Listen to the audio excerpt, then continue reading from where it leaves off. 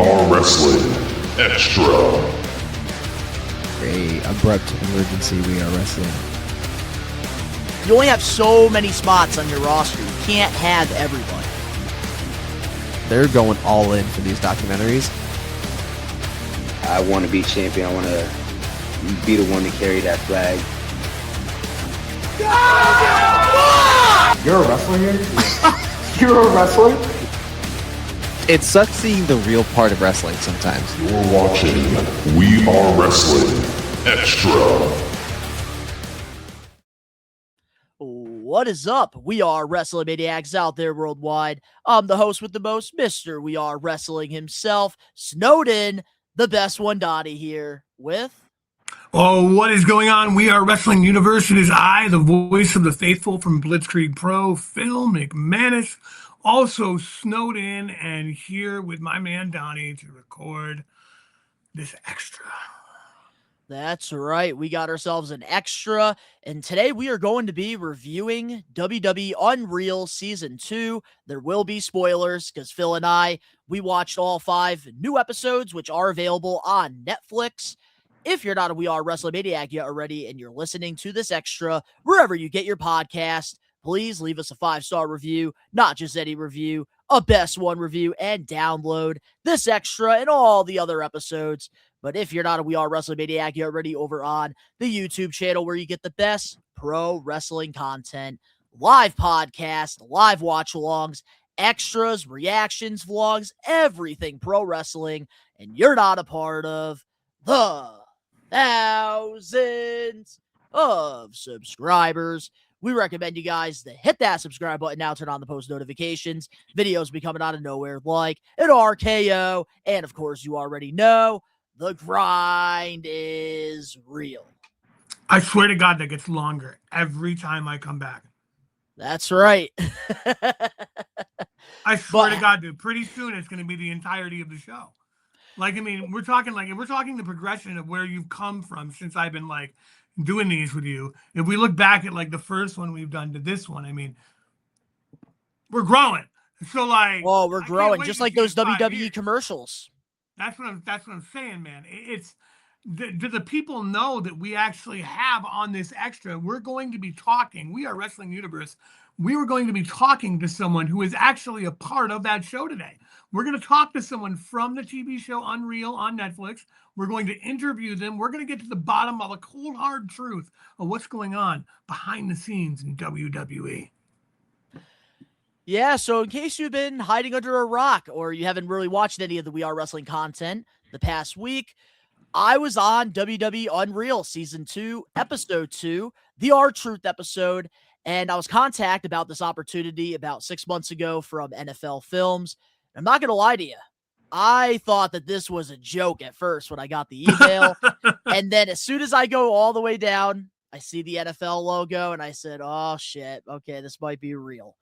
But without going into some details, because I did sign some NDAs on other projects that I can't really share with the Maniacs here that didn't come to fruition, this I didn't think was going to happen, even after I signed the waivers, signed all the stuff to let them use the Money in the Bank watch-along clips.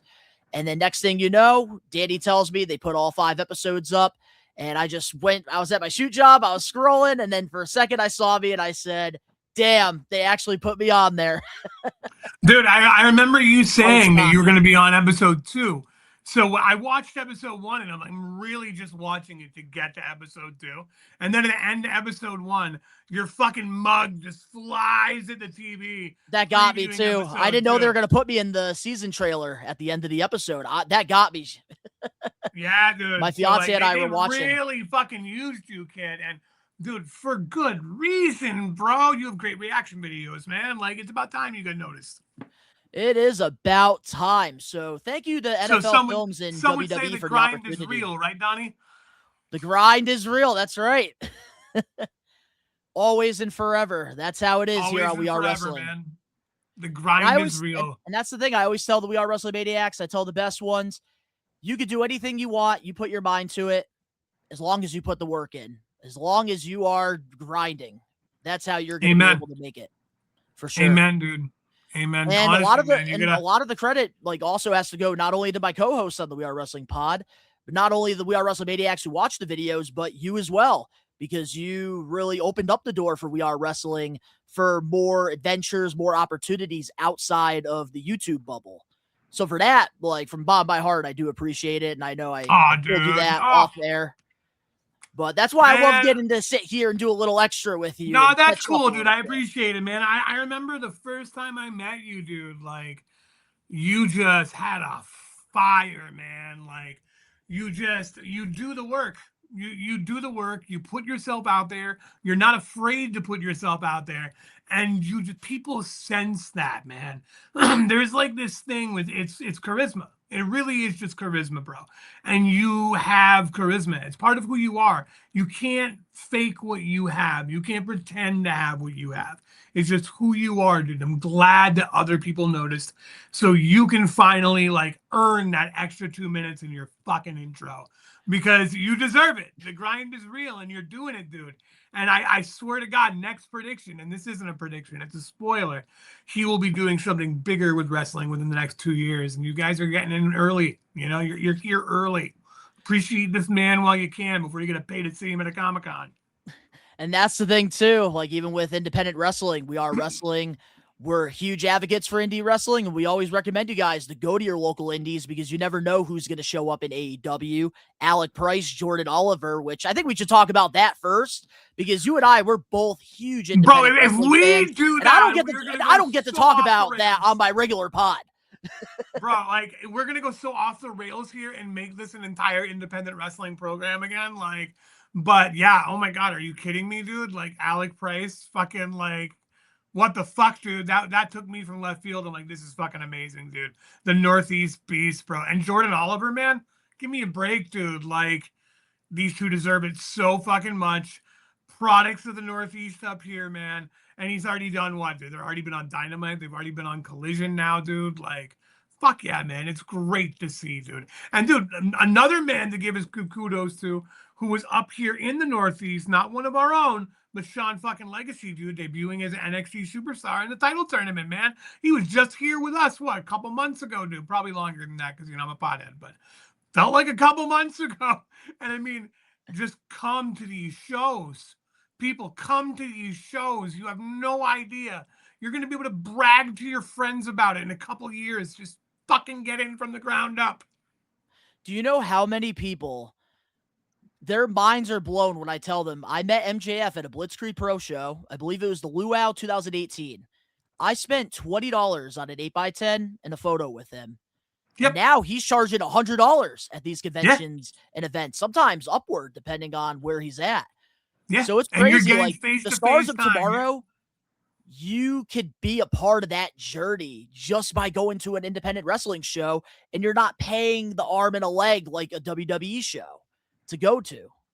And it's just a fun night out. You're getting just a good quality show, man. You got people who are hungry and working hard, dude, at the beginning of their career, or like trying to reinvent themselves on the indies, dude. Like, I mean, again, look at your Cody Rhodes, your Drew McIntyres, dude. Like, look what Killer Cross is doing right now, dude. Like, Shotzi. The latest WWE signing, Matt Cardona. Yeah, right? Like, give me a break, man. That man broke the code. Like, it's the indies are where it's at, man. It's just an honor to be part of them, dude. Like, I love that. It'll never be work. It'll never be work. And I love plugging things. So if you don't believe me that independent wrestling is a good time, we have a whole playlist on the We Are Wrestling YouTube channel with a bunch of Blitzkrieg Pro shows, Northeast Wrestling, wrestling conventions. And if you guys don't believe us, go watch those videos and see how much fun we have. Phil's announcing, making out with freaking legends in the business. Dude, man. And I'm sitting there just chanting stupid shit at wrestlers, having a good time. The shit that goes down at Blitzkrieg shows, like, dude, bro, I already forgot about that till you just brought it up. And now I'm like, oh, yeah. Didn't have that on my bingo card last year, making out with Jimmy Valiant. Oh, man, what a time. But congratulations to the Northeast Beast. Congratulations to all the talented independent wrestlers in the Northeast that are killing it right now. And hopefully we continue to get more names on TNA now that they got the TV deal, All Elite Wrestling, of course, and WWE, because that's where everybody wants to be at the end of the day. Amen. But with that being said, let's get into WWE Unreal Season 2. Let's share our overall thoughts on the season. Did you think this was better than Season 1? Ooh, that's really tough. I gotta say I liked Season 1 a little bit better. I loved Season 2 still, though. It doesn't mean I think it was any less than. I just felt that the shows going on in Season 1 were a bigger deal. Like, it was a bigger deal to showcase that time and to get an idea of it. And I felt it had a little bit bigger of a star power boost to it, the first one. I don't know why. But I loved the second one. I loved seeing the behind the scenes of Seth and SummerSlam. Like, that was probably my favorite part. But also after watching it, like the trailer for Season 3, spoiler, man, is that one going to be an emotional car wreck of a season. With John Cena's That I am final so 2025. ready to watch that, dude. Like, I'm so excited to see it. But overall, I loved it, man. And I mean, I love people being able to be part of it. I know a lot of the people like Heyman and all them were so like they were born of that time where like the secret is the secret. You protect it with your life. And like I get that. My heart still feels that too. That's why I'm so torn with this. But like at the same time, too, man, I love as someone who is in the indies, you know, like yourself, you are too. You're in the indies. I am. You know what it's like to like have a payoff and be part of it and to know something and get excited about it and like having that secret and just sharing the behind the scenes of that is like it's so fucking cool, man, to be able to It is see the cool. other people do it, dude. It's like watching it on the indies is one thing, but watching them do it, like it's so great to see in the writers room, Gorilla, all that shit, man, because it really just shows where we're all trying to be. Like, and why we all love this art that is professional wrestling, that from top to bottom, fans included, we're all a part of, dude. Like, it's a performance like none other, man. It's amazing. And like, I love that people get to see that side of it now, because I think we're going to be able to start attracting new fans. And I think that's what TKO was thinking with all of this. You see, Get that's that where new reality TV fan. It's the bit. I was on John Blaine's That's where I want to go podcast in a with month it. ago. I was on John Blaine's podcast a month ago, and I think I described it best there. And all the guys agreed with me there. I want to see what you think.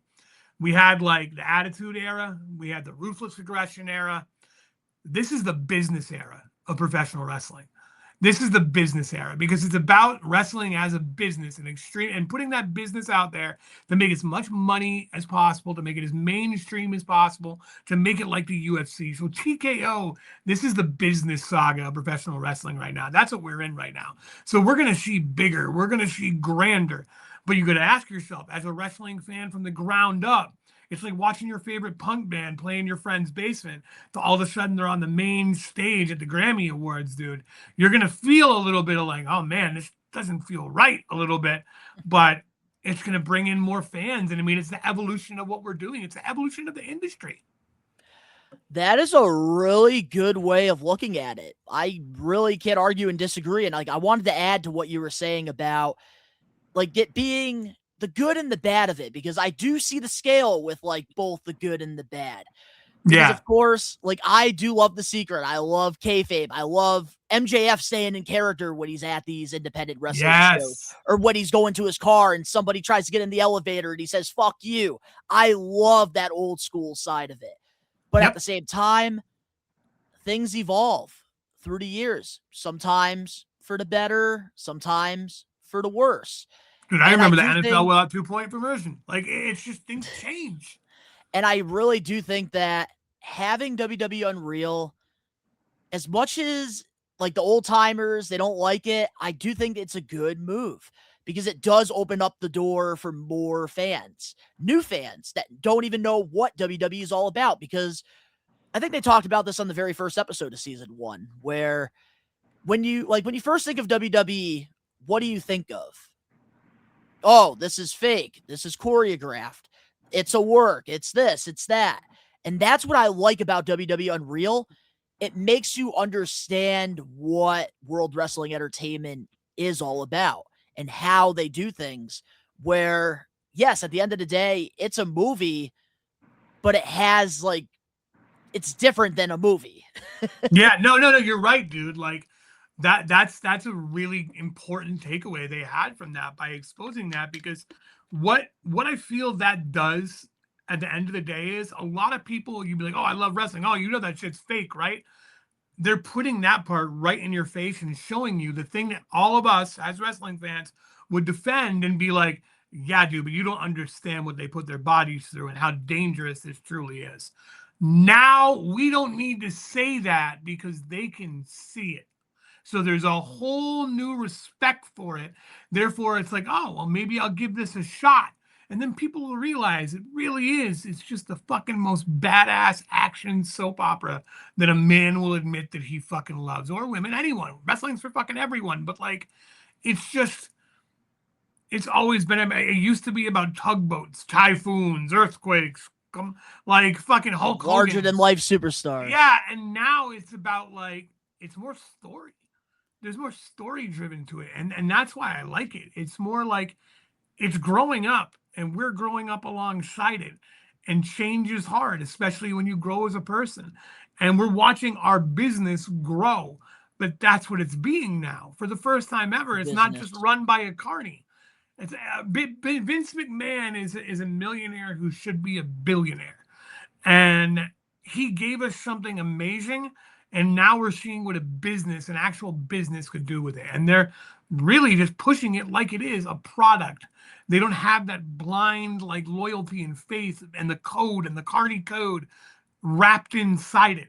They're exposing it to try and make more money off of it, because at the end of the day, it's a product. And they're trying to make making money the most money possible. Products. Same with the NFL, same with the NBA. They're treating it like it should be treated right now, and we're not going to be used to it for a while. It's going to suck. There's going to be some changes, but we're going to grow to love it, because at the end of the day, we love professional wrestling. That's why we're all here. And at the end of the day, too, like when the new gen era first started, like people weren't used to it. Same with the Attitude Era. Same with the Ruthless Aggression. Same with the PG era. But through time, things evolve, and it just doesn't happen overnight where you get used to something, because when you're so comfortable and you're in your comfort zone, like you're okay with what you're watching because that's what you're used to. Mm-hmm. And I think with WWE going into this business route, as a fan, do I like it? Absolutely not. But if I'm looking at it from a content creator, if I'm looking at it from a business side of dude. It makes sense why WWE's doing what they're doing. The NBA, they are $1 billion operation because of Adam Silver and what he did, because it was the same scenario with David Stern and Vince McMahon. Like they had something there. Like the company was, viewership was high. It was good and all, but it wasn't reaching the levels that it could be reaching. Now you got Adam Silver with NBA. He's going all over the world, doing the NBA community stuff. Like he is trying to build globally. And that's what WWE here is trying to do with the Netflix deal, because a lot of people have cut the cord in the 2020s. Yeah. So now people are starting to use streaming services. It's starting to become our cable, which I think people are still trying to get used to. But that's why WWE is doing what they're doing. They're going in with the times. And look at the WWE Network. They were one of the first people to have a streaming service before all these other things like Paramount, Disney Plus took off. Yeah, all of them, dude. They were at the ground level for that. And if you think about it, they were one of the pioneers in the beginning. So it makes sense to grow the business that way. And honestly, man, I like the way it's going as a business, because it's going to mean we're going to get some crazy stuff. Like, I mean, look at like what Saudi Arabia built a stadium for Royal Rumble in what, a month? Less than a month? Less than a month. Give me a break. The kind of money that's put into that, dude. Like, I know the politics behind it are fucking wild, but like it's getting treated like a sport now. Like it's getting treated like the NFL, the NBA, the MLB, like, and it's going to take a while to get used to wrestling feeling like that. We're gonna feel it in our Exactly. pockets. Because think about it, for the past like 100 years in pro wrestling, things have been the same. So now things are finally starting to change, maybe for the worse, maybe for the better. But at the end of the day, WWE is making the most money it's ever made. And that's Mhm. why they're doing what they're doing. And they have the audience to show for it. Like, yeah, you're gonna have your sickos that are maniacs that are probably losing interest, leaving. Yep. But while they're leaving, you have a lot of these kids that are looking up to Cody Rhodes, Jey Uso, and they're just going to continue to grow as a product. But now getting into my thoughts with season 2 over season 1, I do think that nothing will top season 1 because it was groundbreaking. Like getting to see the Yeah. behind the scenes in WWE. Like we obviously know how it works, like as like wrestling podcasters, because you are a ring announcer for Blitzkrieg Pro.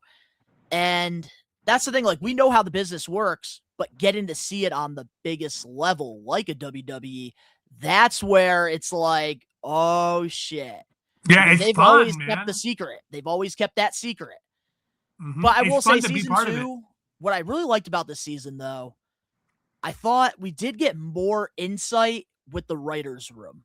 I did like Yeah. that a lot more this season. I felt like things made a little bit more sense, like when it comes to like them trying to tell what was going on in the season, hmm especially I mean, especially with the final 2 episodes with the performance art, Paul Heyman talking about what a work is and what is a shoot. mhm. I thought that having like something like that was like for me one of the highlights for this season. Oh, Paul Heyman was my favorite part of this season, no doubt. Paul Heyman and Seth Rollins, like, and also, dude, ready? All this shit online about Becky Hogan. Becky Hogan, fuck you. You see who she is now backstage. Give that girl her fucking credit.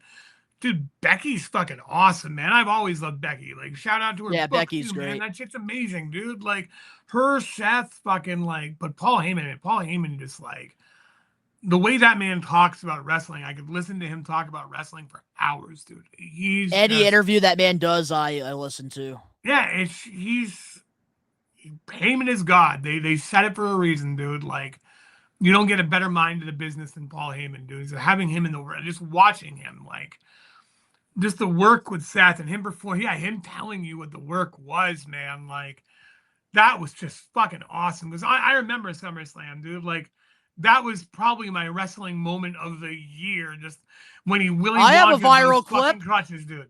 I took Yeah. the hat off. Fuck! Yep. Every We Are Wrestling intro, I have to Oh, hear dude, that. I marked the fuck out. I jumped off my fucking couch. I was so excited, dude. Like, Punk and Rollins are like 2 of my favorite guys of all times, man. So, like, I Yeah. love watching any of their shit. And I just thought the payoff on that story to kayfabe that fucking hard, bro, was so cool. To know that that was going to be a part of Unreal Season 2, I was looking forward to that so fucking much. And it didn't disappoint, man. It really didn't. Like, they showed the entire process, and I like that they didn't leave things out because, of course, like, I have a live podcast I do every Wednesday for the We Are Wrestling Pod. Nice little plug there, 5 p.m. For Eastern those of Standard you who Time. don't know. For those of you who don't know and just want to tune in because, Phil and I were pretty cool guys. But I will say this. Like, being a podcaster, like, seeing the interviews and stuff that happened, like, we knew what was going on. But to Mhm. actually get to see them not hide really anything, like, we did hear the reports about Seth Rollins' daughter, like, going to camp and her talking about the fake boo-boo that her dad had. Mhm. Like, that wasn't news. But the fact that, like, they didn't hide it and tried to, like, make us fans feel like we're stupid and that we don't know what we're talking about, that part I really liked. Yeah, I With the know. It whole was Seth awesome. Rollins. They man. showed the entire steps to what the plan was, They how showed it was how executed. It was brilliant how they did it. It was amazing, man. Like, it was definitely my moment. And honestly, once that part was over, everything else, the rest of the episode with like the Cody and John stuff, and like I forgot the other part. Like, it just felt like they should have ended with the Seth stuff because it was such a good payoff. and Yeah, dude, they so should have started good. they should have started the beginning of that episode with the Lyra Cody and- Valkyria stuff Yeah. and Cena and Cody. Like, I didn't understand why Yeah. they didn't end it with Seth because the whole season is based off Seth, Kobe. Yeah.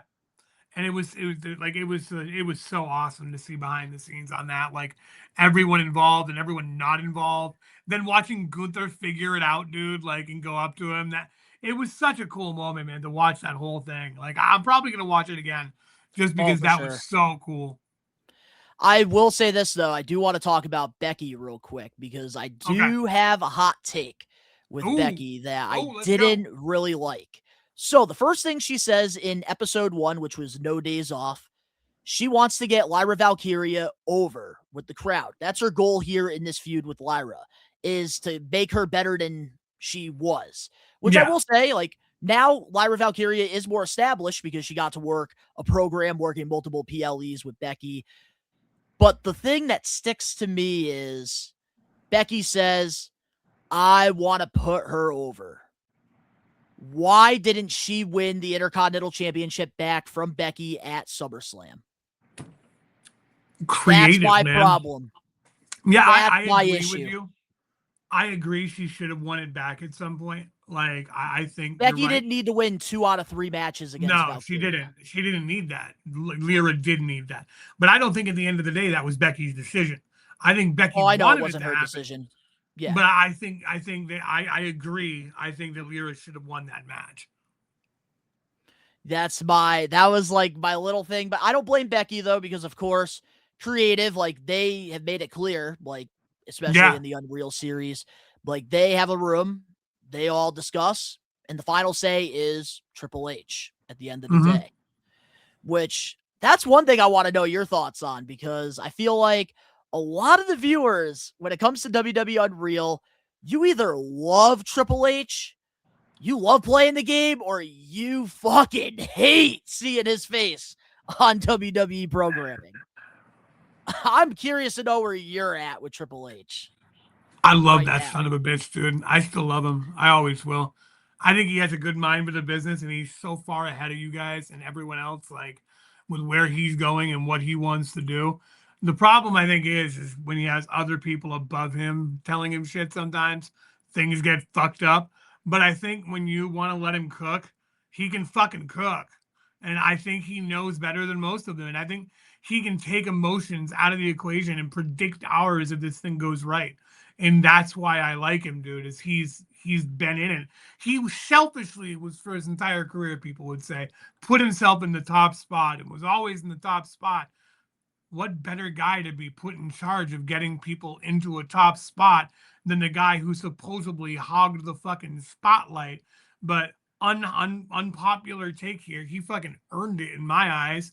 Like all those eras, dude. Triple H was amazing in every fucking era. You loved to hate him.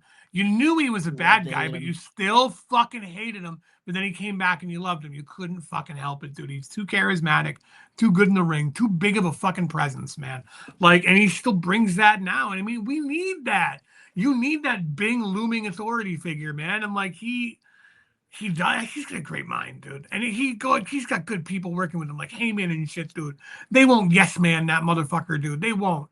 I mean, there are a few people on the writing team I didn't like, but everyone's making the same complaints about that. And I'm sure we'll get to that. That's why I'm not even going to drop it yet.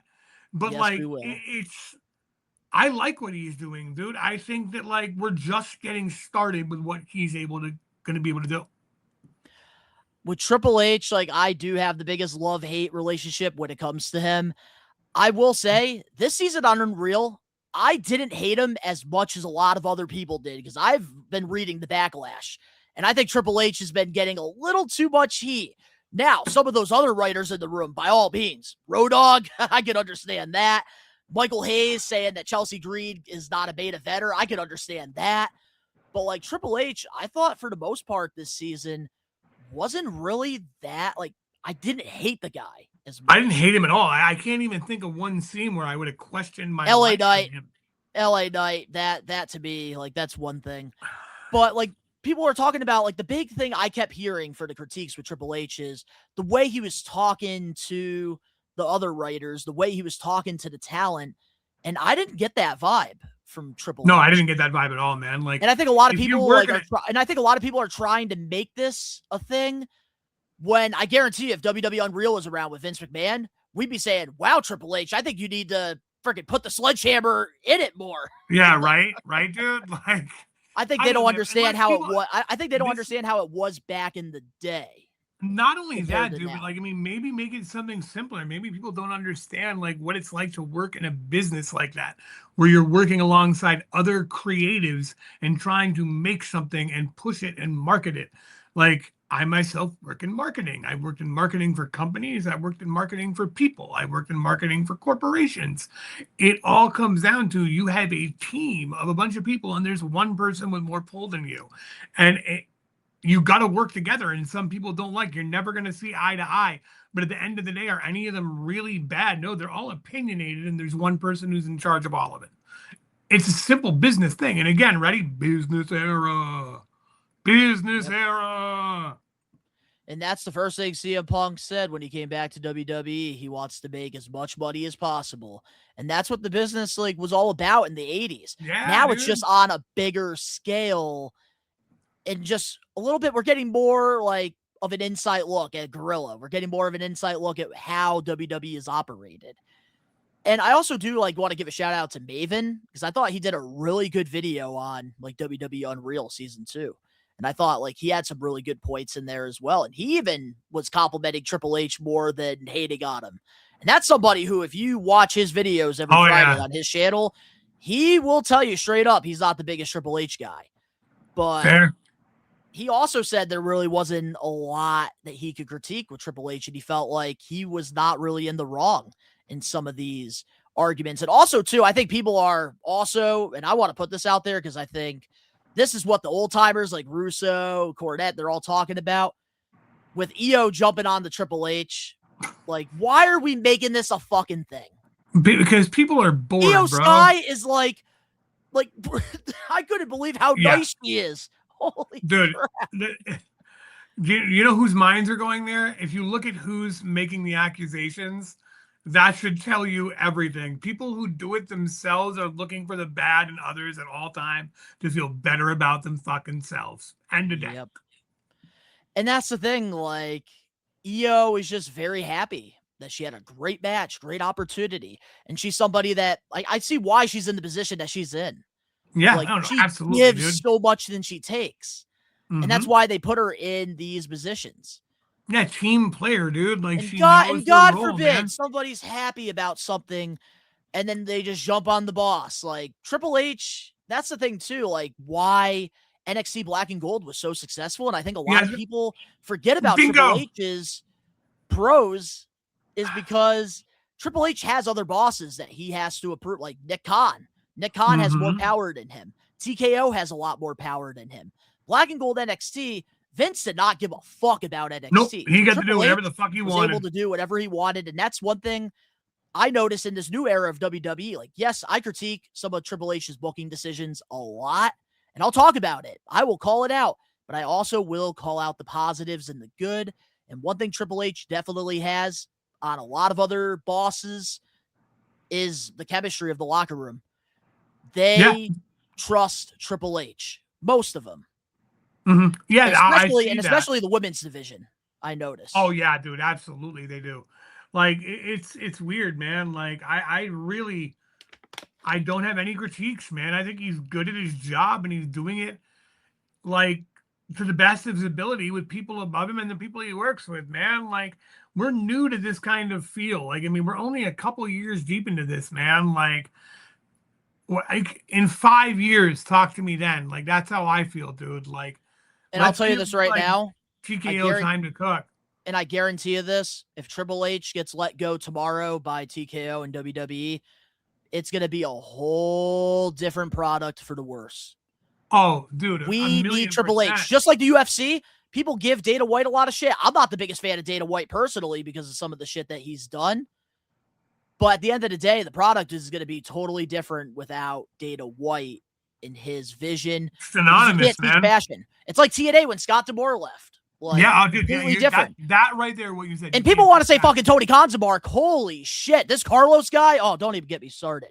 Dude, like, you're so right, dude. You can't having to hand a fucking title to somebody every time they win. Oh my god, dude. Like, who down at least Tony Khan stays a gorilla. Yeah, true. Very good point. Very But good people point. are afraid to talk about that though. You'll hear Tony Khan's name, but what about Carlos Silva?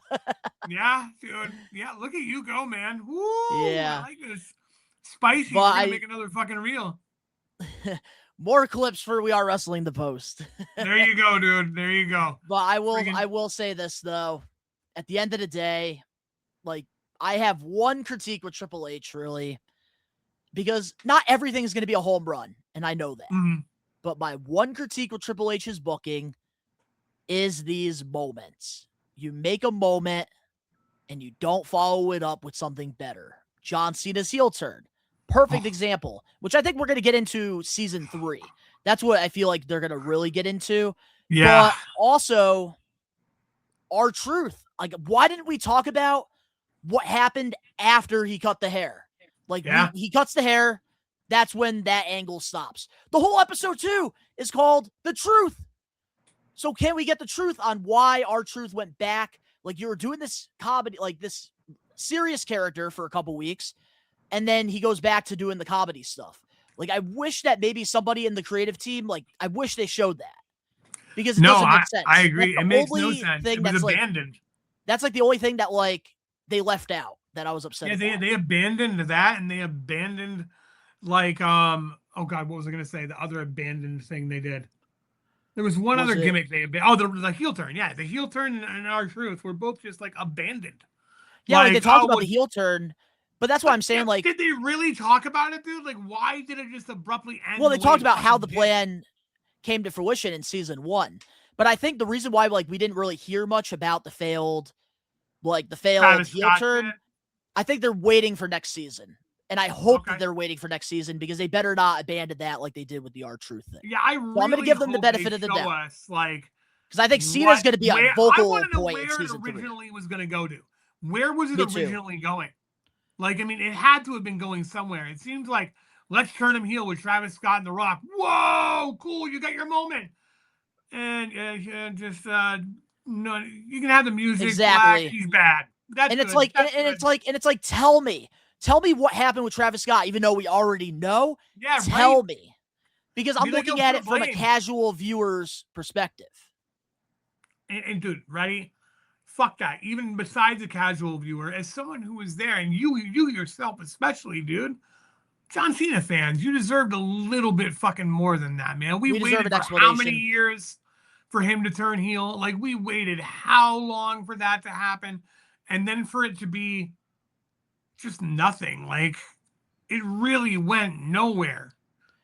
I hope that is the vocal. That better be like the plot, like how Seth Rollins was about season 2, like with the whole work. Season 3 better be about, like, I want to know all the insight with John Cena's final farewell tour. Like, they need Here's to my give it to us. prediction, dude. It looks to me like, by the way they showed it in the preview or the end of this one, that like we got John Cena turning good with Cody at the end of season 2. Why go back to him being bad? And they're probably just going to look at the city tour and his last matches and focus on that. And we're probably not going to get the answer because it's an unpopular answer, and it would make a certain someone else involved and it look bad who doesn't want to look bad. The person that got booed when John Cena took the shoes off and the wristbands. Yep. That's like also another little issue I have with Triple H. But overall, like, I thought he was pretty good this season. Like, I can't really hate much. I agree, but dude. I agree. But I would like to talk about the other creative writers that are been on this season, because I do want to hear some of your thoughts on that. On the hot seat, like, I mean, where should we start? I feel like Road Dogg. Road Dogg, dude. Road Dogg, like, whoa, is all I'm going to say for Road Dogg. Wait, the first thing I will say, the first thing I want to say before we completely put him on blast, because he has not been a fan favorite when it comes to creative writing. SmackDown 2025, one of the worst weekly shows of all time in pro wrestling. But I will say this, Road Dogg, the first thing he talks about, not only was the friendship with R-Truth, but his addiction. And I do want to put that out there, like him talking about that on a big scale, like WWE Unreal. Like, I do want to give him respect for that, because I know that must be tough. That's got to be tough to own and up. it does take a real man to admit, like, Accountability, I don't like man. to look but like I don't like to look back at my pro wrestling career because a lot of the times I was under the influence. Yeah. Like That's as a person, I respect Road Dogg. Yeah, oh dude, as a person, he's an amazing human being, and that's one thing that this And that's one thing that needs season to showed him. be said. And that needs to be praised is he's a great human being. Great. Like who really turned his life around and really like has a real good friendship with Ron Killings. And that was like amazing. That was such a little like heart pull thing. It was so cool to watch, man. Like that part was great. Like creative side, like on the table, we saw a lot different than that. And Like let's we talk about his saw creative. he I think I don't see him connecting to the audience the way he used to, and he doesn't understand the business in the way in which it needs to be performed now. Mm-hmm. I definitely got that, like, when I was, like, hearing him, like, talk about, because I think the big thing in this season of Unreal was him trying to find a way for R-Truth to cut the dreads. That's, like, what it was all about. The haircut. And like, he just couldn't come up with anything, and then he gave up. He was just like, I don't know what to do. Yeah, and just the way he acted kind of immature about it too, dude. Like, I think he's one of those, like, people whose emotions get involved in work. It's one thing to love your work, but to understand it's work. And you're like that's hard. Like from a marketing standpoint, like when you have someone tell you, "Hey, I want you to make this," you make your art the way you think they want it, and then they're like, "No, we want to do it this way instead." Like it's gonna be like, "Ugh, that sucks. All right, let me go back." But you don't have that reaction. No, you don't. You It's like, don't. you can't do that, man. Like it's you're getting your emotions into the business part of it, and you're not going to do the best business when you're emotional. Exactly. I also really did like too them showing the relationship with R-Truth and Road Dogg as well. I think that was a really cool moment there too. Yeah, I mean, and I at thought the they end did of a the great day, job dude, with that. it's hard to separate when you're friends with all these guys and you know them all and you want them all to be like pushed and succeed, but you got to go by what's working and what doesn't. It takes a big person to be able to separate themselves from that because that can take a lot on you as a person. As someone who's clearly like an emotional guy, like an empath myself, I could never do it, dude. I'd be like way too hurt. I'd be like, oh, I don't know, man. I think we should try it anyway. And you He's see, such a that's nice why, and that's guy. why Triple H also gets a lot of heat because at the end of the day, he's doing his job. Bingo, man. Like As it's much as it sucks, he's doing his we've job. had me and you. I know for a fact. I'm not going to shoot or anything like that. But me and you have had serious conversations about stuff like that before, dude. We have. And look how far we've both grown from doing the hard things. Look how good things turn out when you do the hard things. Sometimes things just don't work. And with business, with life, with friendships, with everything, dude. And when you put your emotions in it, you're not going to think clear-headed. You're really not. So like him being emotional about his friends, you got to separate that part, especially if you're going to be in the writer's room. And you're at that point trying to make the best product Head possible creative writer of possible. SmackDown. Yeah. You have to separate that. As hard as it is, you have to grow that backbone. And that's something that I think throughout the years as a content creator, I didn't see a lot of growth on YouTube because I didn't have that backbone where I was trying to make everybody happy, but not focusing on what's best for Donald's Business. Best One Network, DITB1, DBTV, We Are Wrestling, my toy channel. Like you have to learn, you have to do what's best.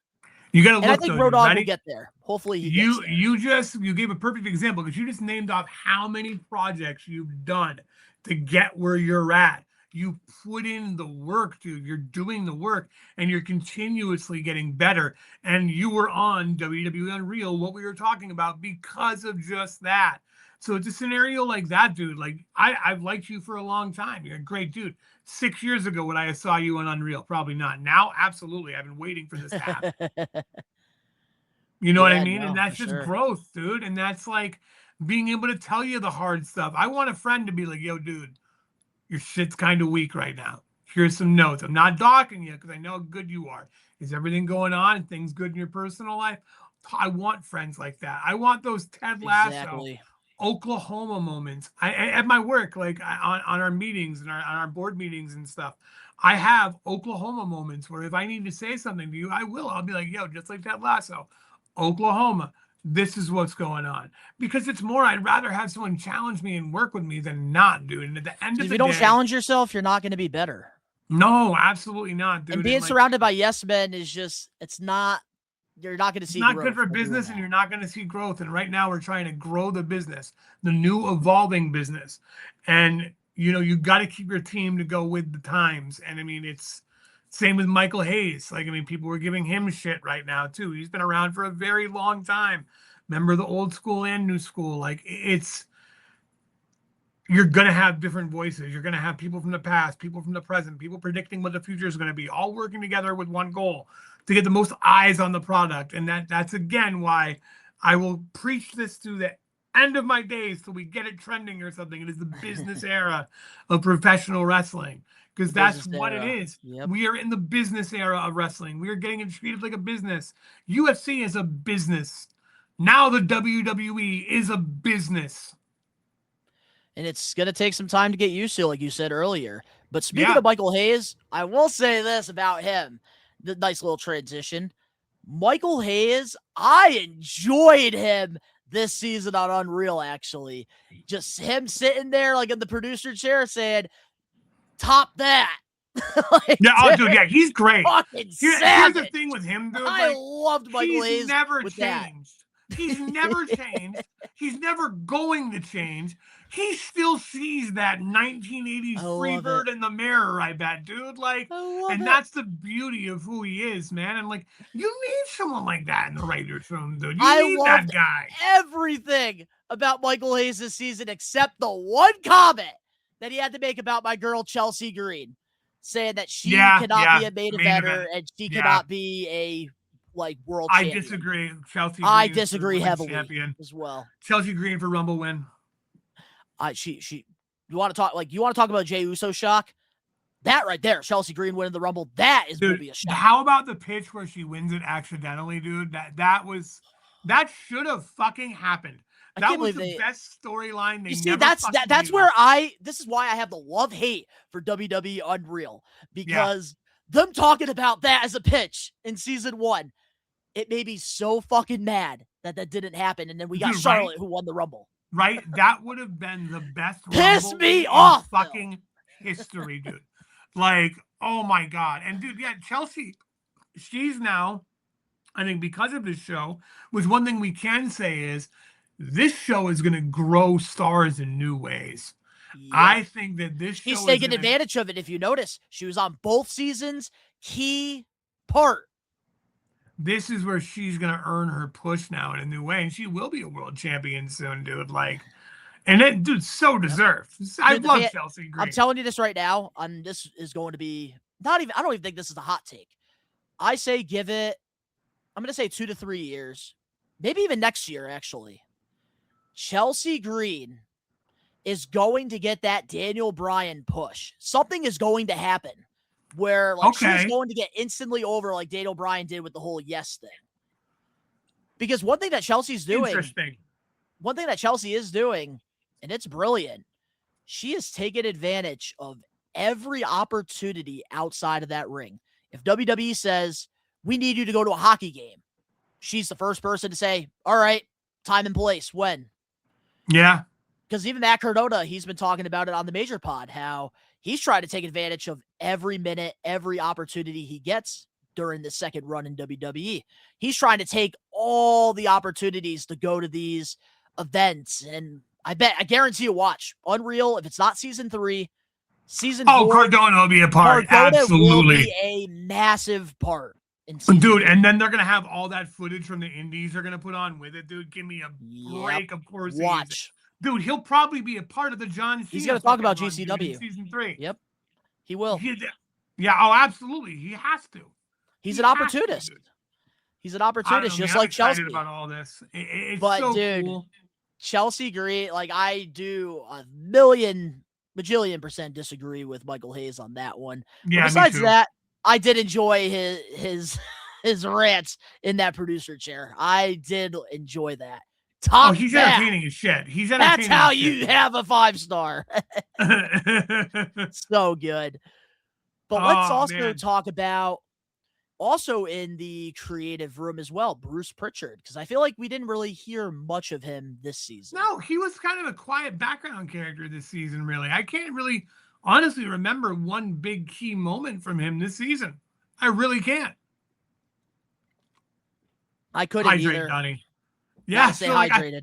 yeah, I couldn't really think of anything, dude. Like that he was special about him this season, whereas the season before he was a lot more involved. So yeah, I agree, man. Like I Bruce really saw do. Bruce saw all the hate he was getting. Oh, Vince is still in the creative room with him. So he said to Triple H and TKO, I don't want no part of this The season. background me, bitches. Oh my god, dude. Why Overall, he gave though, up man, something to wrestle the season. for like a year and had JBL do it. All right, right, Conrad. dude. He was I sick of the really heat. can't wait to see like now what this is making me do now too. Like this show that I found is a new cool thing I can do as a wrestling fan, which I've never been able to do before. Is when I'm watching a big moment happen in wrestling, I now go, I can't wait to see how they did that on Unreal. On Unreal, yes. Let's talk about some of the producers, because one of the key producers I saw a lot this season was Bobby Roode. Yeah, Seems Bobby like he's Roode, Triple man, H's he was right-hand man. involved in a lot of big stuff, man. Like He Bobby knew the Roode's secret another- with Seth Rollins. I think he was like Yeah. the only producer that knew. Dude, Bobby Roode is another one who, like, I wish would have gotten the kudos he deserved, man. Wasted, not world champion. Like, wish he could have had a good run somehow. And God, the glorious entrance was so fucking over, dude. Like, that was one of the coolest fucking entrances ever. And the music, dude. Over. My God, I Dude, love Bobby Roode. I hope like one day we get a surprise entrant for him in the Rumble. I hope. Oh fuck yeah, that would One be day. amazing, dude. I'd pop I'll for that lose for my sure. shit. I don't care if it's for 3 seconds. Just give me Yeah, that glorious right? theme for 90 seconds. Oh man, Rumble waiting for weekend, next by year's the to way. come out. Rumble Which weekend our this wrestling weekend. we'll be doing a live watch along for this Saturday. And that means Unreal. Like, think about it, dude. Now we know, like, we're building into an Unreal season because it's the Rumble. Like, gotta ask you outside of Unreal. I know we're talking about it. Yeah. Your predictions for Royal Rumble winners. Who do you got? Ooh, dude, I'm gonna be honest with you. I have not thought about that. Right now, I'm gonna tell you this, since you're here, and Dan Eddy and Danny Huckins, my co-host, unfortunately, that I have to deal with every Wednesday live on Real Wrestling YouTube channel. I'm gonna tell you this because hopefully they don't see this by then. But right now, I'm not even thinking about who wins, because the way that we're doing the Royal Rumble predictions for the championship this time around, we need to get like the surprises right. We need to get who enters the Rumble right at like certain numbers.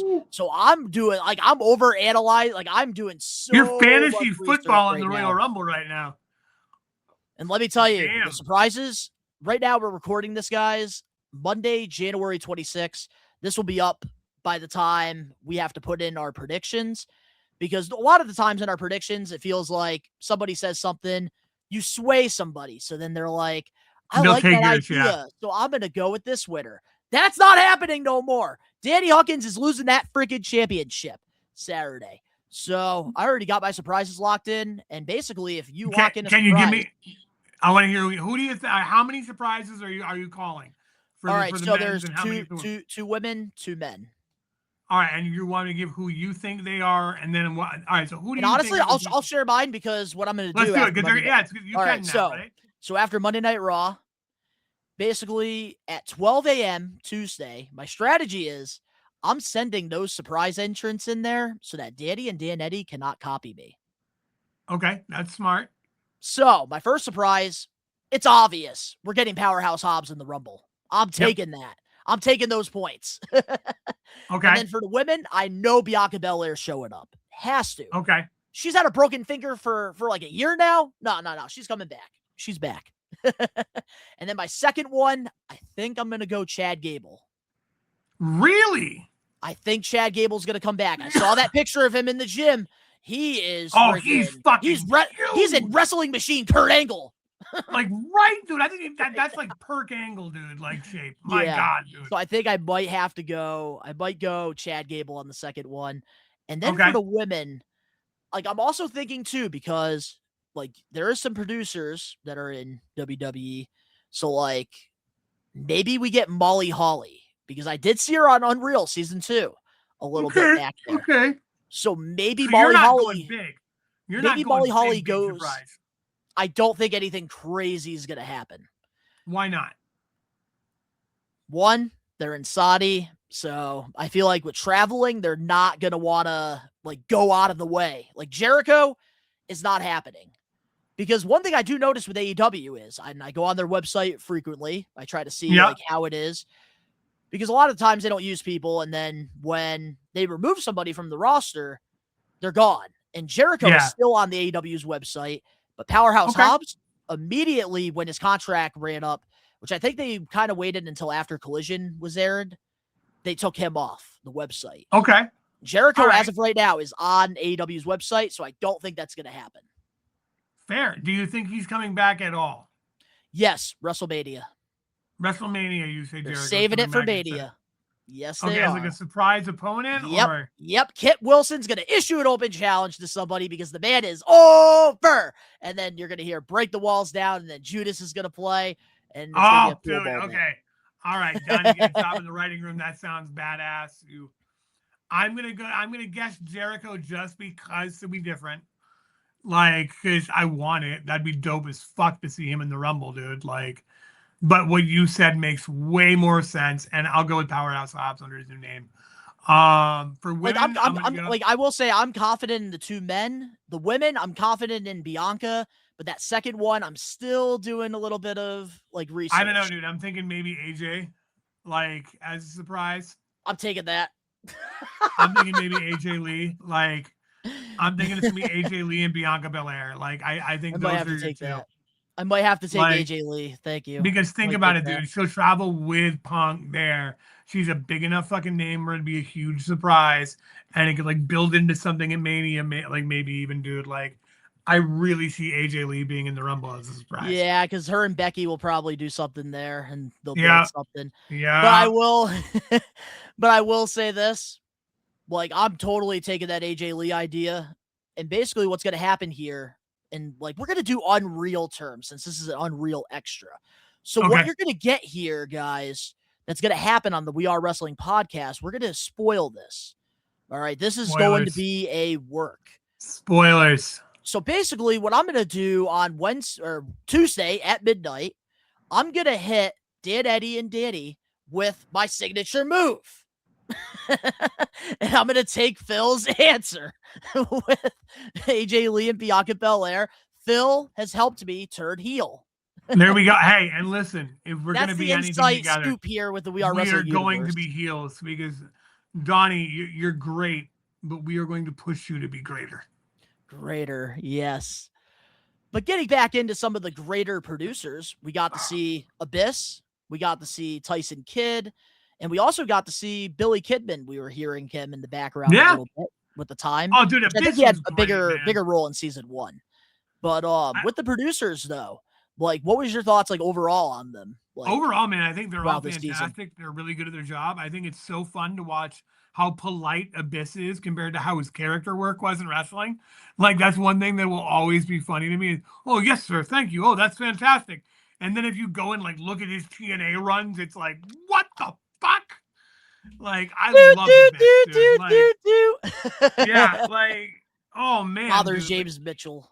Yeah, right, man. Like, dude. Again, like, I know me and you were on the same page with this dude. Like, why did we never get Abyss versus Undertaker? Why the fuck did that never happen? Abyss versus Cade Inferno match. Oh, he should have signed with WWE in 2007. Dude, they were gonna give the man a WrestleMania match, and he chose to stay with TNA.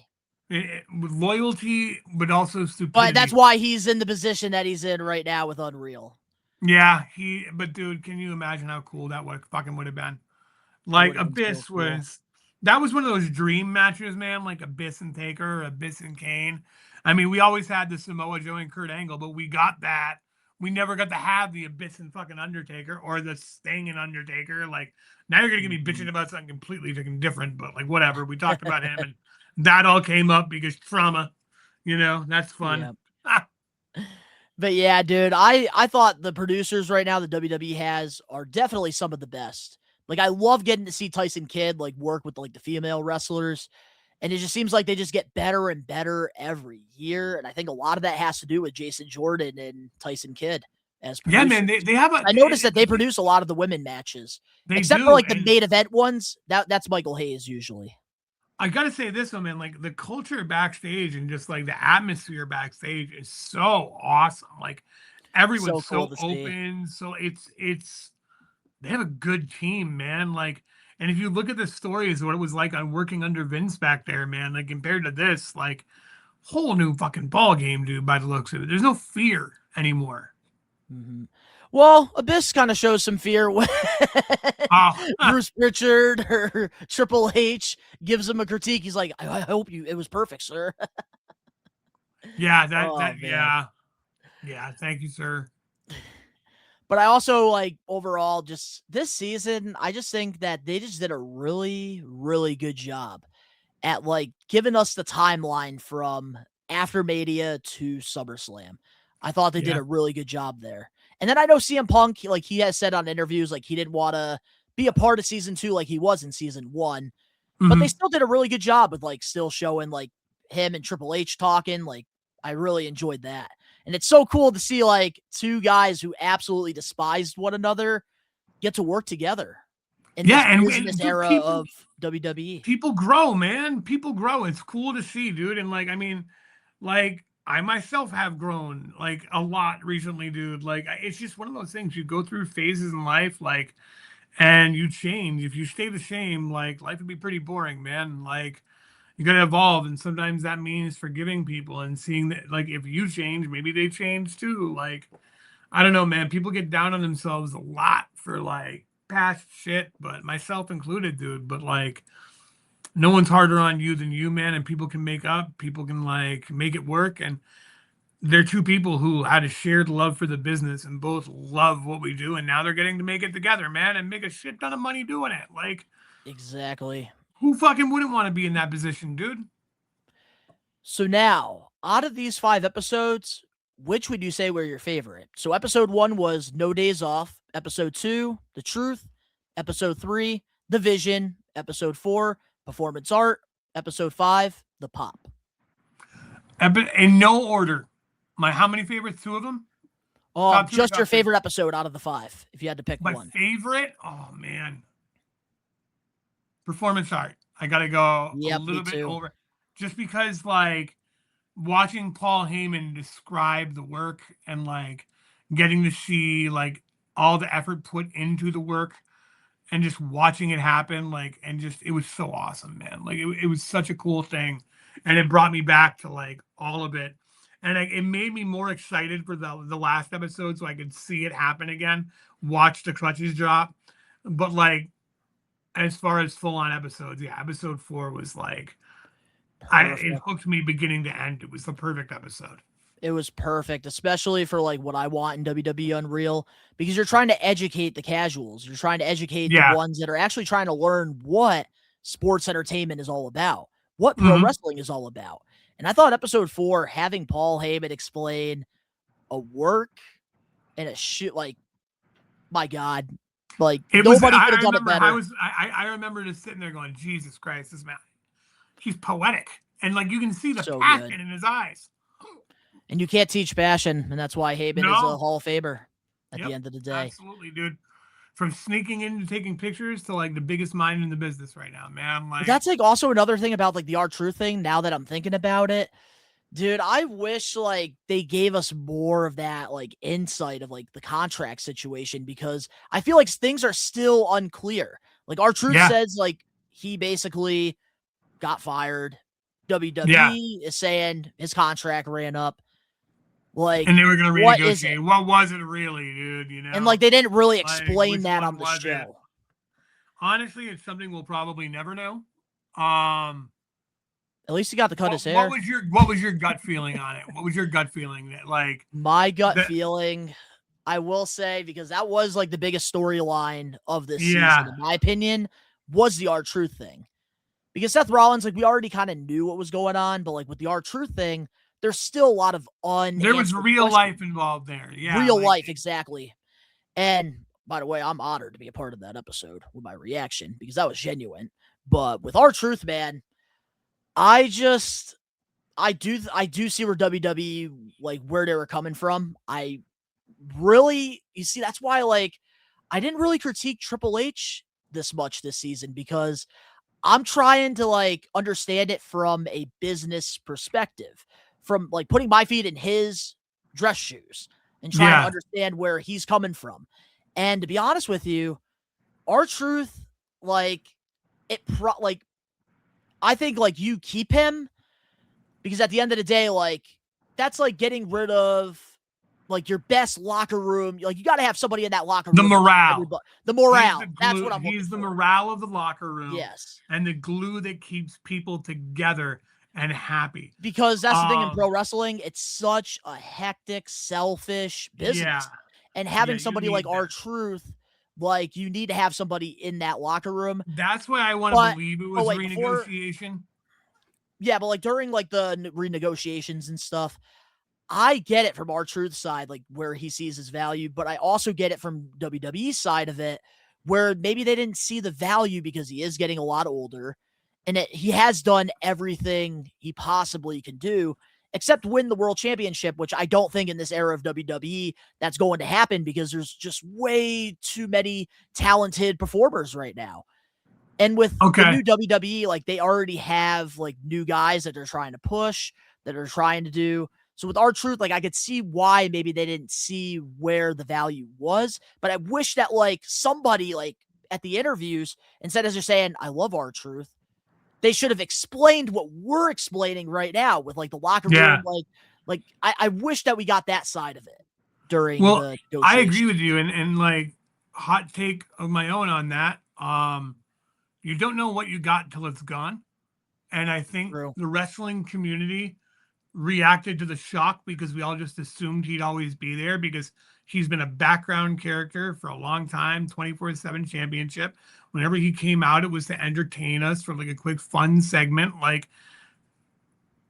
we weren't going to have that forever, dude. But like, you can't really change what it is. You know, you can't really change that type of character that much. And then you go and do it with something like the haircut and you're thinking, wow, they're going to pull this off. And then they just put it right back to where it was. And there's no explanation. So again, it goes down two paths for me. One, they never had any idea what they were doing with him. They let him go and they couldn't face the backlash and they just took him back and they rephrased. They wanted a moment. They had nothing. Yeah. And then they gave that moment and then they let it go because they knew that they couldn't do anything but that moment that the fans wanted. And honestly, as horrible as it sounds, the fans were going to forget within a couple of weeks anyway and have something new to bitch about. Yep. Like, because that's what happened is none of us questioned it enough. None of us were like, we want truth still. It's funny how much you want someone. Then they show back up and then you're quiet. That is true. Just like Cross, Karrion Kross.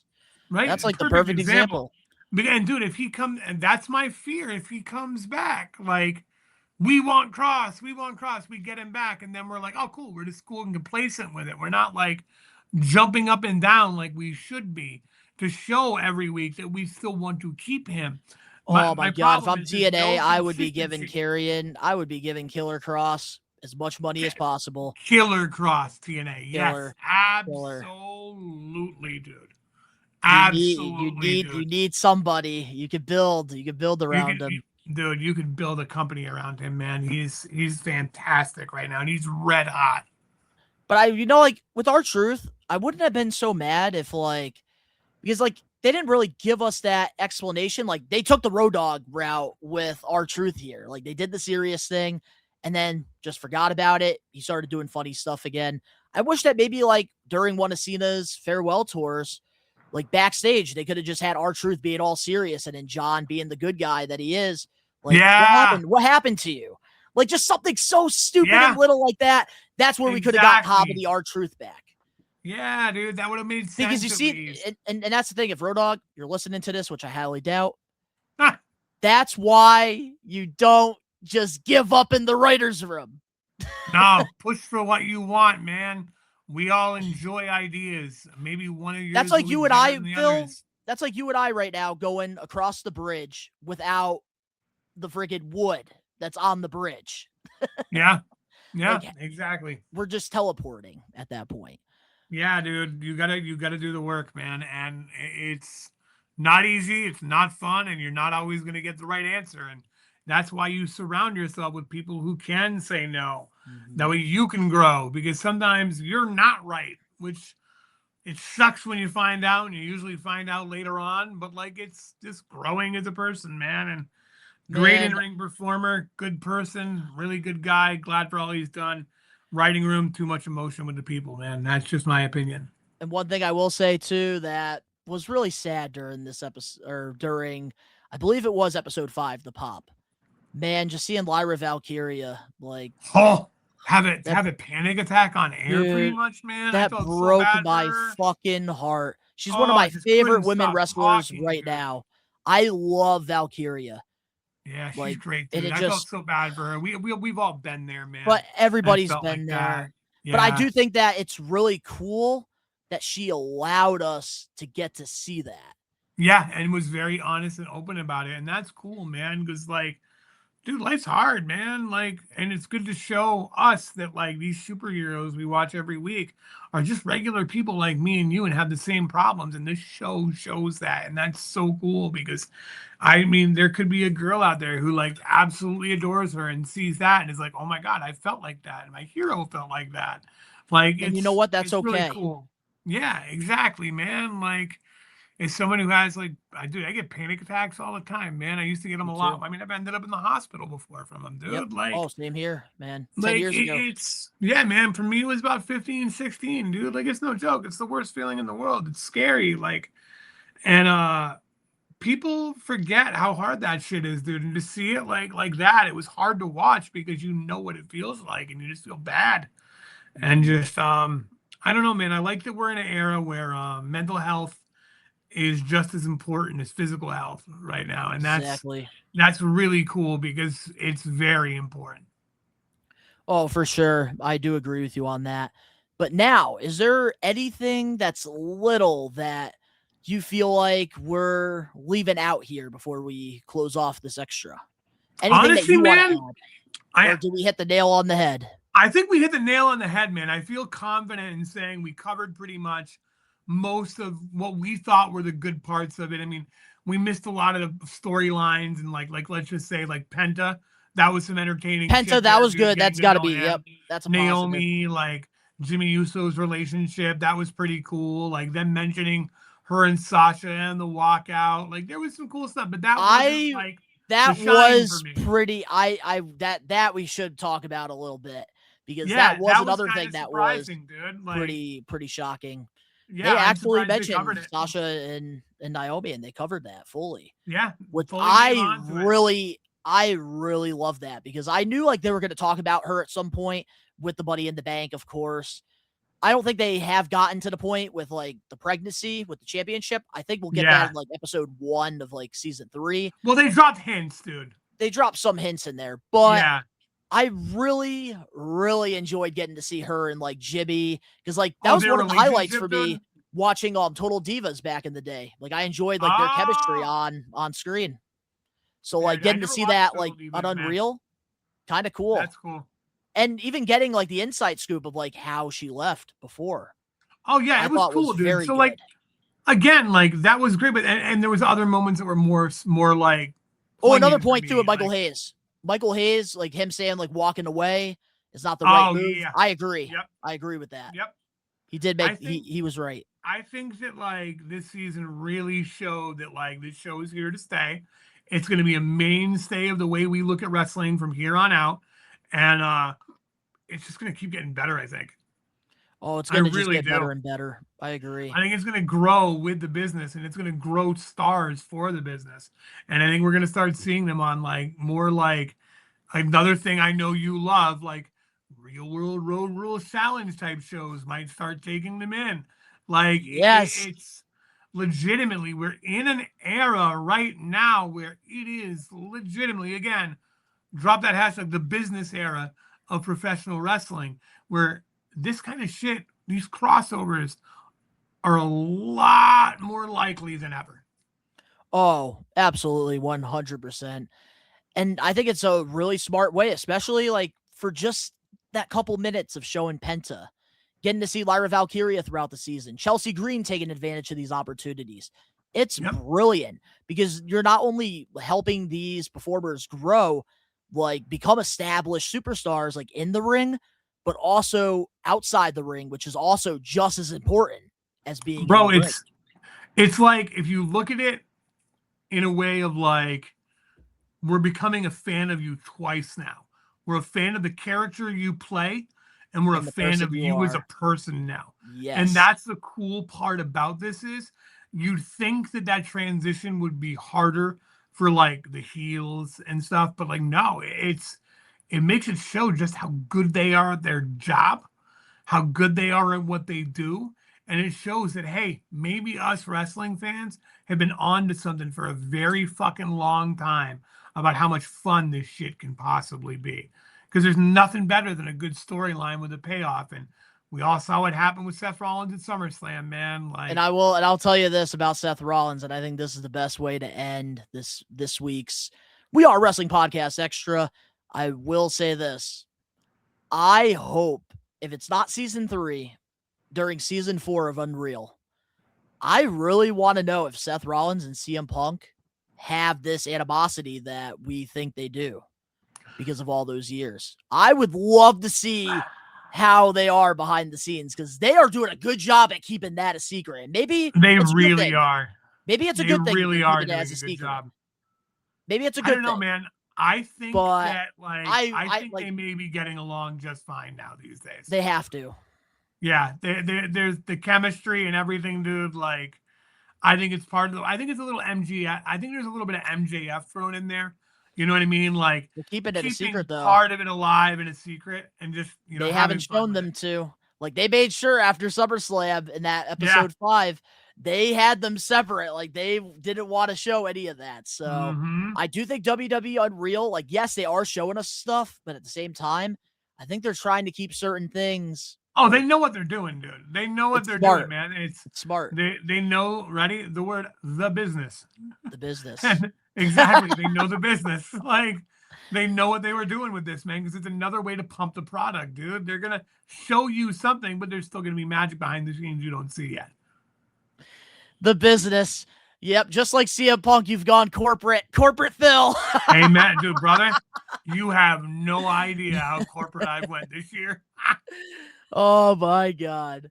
But that, I think, is the best way to end this. Phil, as always, it's a pleasure having you here on the pod. Always. A pleasure to be here as always, man. I love working and doing these things with you guys, man. I cannot wait for that thing we talked about off air because I plan on putting it right over there with my chair. So we'll talk about that on another show. And hopefully I'll see you at the Royal Rumble this weekend, my friend. If not, I will jump in the live stream and say hi. Oh, absolutely. We hope that you make it. But to all the We Are Wrestling Maniacs out there worldwide, if you guys haven't checked out WWE Unreal, which I'm assuming you have since you sat here for over an hour, well, Phil and I pretty much gave you all the spoilers you needed to know. You can go watch it on Netflix. All the episodes are available now, season 1 as well. And if you go watch season 2, episode 2, this one, Donnie's on there. So go screenshot it, go share it all over the place. And you see that logo that's below us right there? Brand new shirts available now on ProWrestlingTees.com. So look at that. Get yourself a WWE is We Are Wrestling is Unreal shirt. Yep, Pro Wrestling Tees, which is down in the links below. But if you guys enjoyed this extra and you guys want more of these type of reviews on documentaries and other stuff, because Phil and I, we love independent wrestling and we also do love watching these shows. Smash that like button now. Really helps with the algorithm. Really tells us what you guys want. Also, let us know in the comment section below your thoughts on Unreal Season 2. Normally, I would just say live chat. What do you give it out of 10? But we're not live. So let us know in the comment section below your thoughts on it. If you're not a We Are Wrestling Maniac yet already, recommend you guys to hit that subscribe button now. Turn on the post notifications. So close to 8,000 subscribers here on the YouTube page. If you're not following us over on Facebook, Instagram, X, and TikTok for daily wrestling news, clips from our podcast, clips from other podcasts, everything pro wrestling, go give us a follow over on the social medias. And I know a lot of you guys are big fans of the reaction videos that I do for the weekly shows. You can see the video version of my reactions over on Instagram and TikTok.